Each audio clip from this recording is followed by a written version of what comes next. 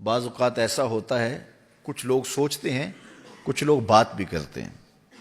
کسی سے کہو نا کہ آؤ یار اللہ کی دہلیز پہ آ جاؤ، 5 گانا نماز معمول بنا لو، تو کئی صاحب کہتے ہیں جناب میں 2 سال میرے رہ گئے ہیں، پھر میں نے ریٹائرمنٹ لے لینی ہے، پھر اس کے بعد میں نے حج کرنا ہے، پھر اس کے بعد بس میں ہوں گا، مسجد ہوگی، انشاءاللہ آپ کو شکایت نہیں ہوگی۔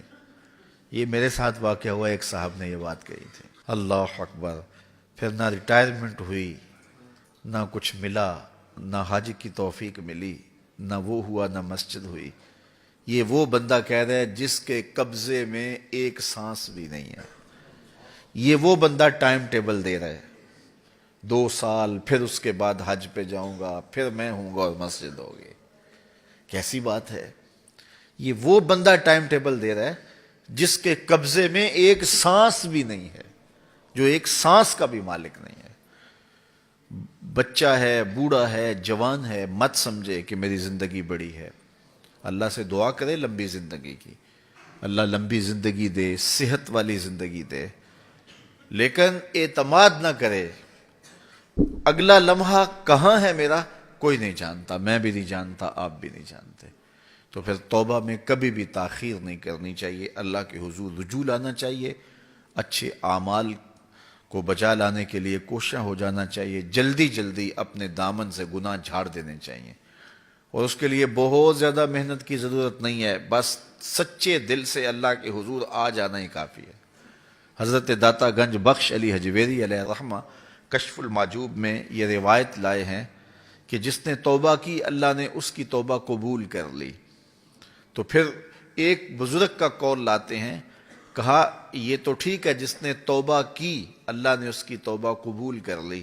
وہ بزرگ فرماتے ہیں میرا خیال یہ ہے کہ ایسا نہیں ہے کہ جس نے توبہ کی وہ بخشا گیا، جس نے توبہ کی اس کی توبہ قبول کر لی گئی، بلکہ یہ ہے کہ جس کو اللہ نے قبول کرنا تھا، بخشنا تھا، اس کو توبہ کی توفیق دیتے، اپنے در پہ بلایا اسے جسے معاف کرنا تھا۔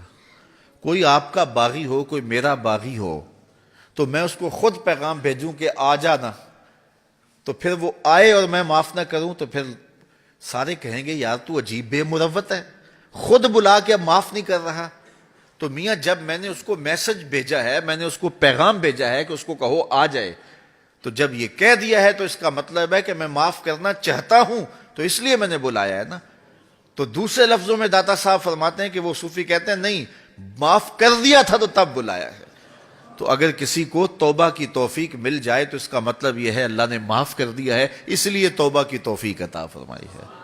تو اس لیے اس کے حضور آ جانا ہی یہ قبولیت کی دلیل ہے۔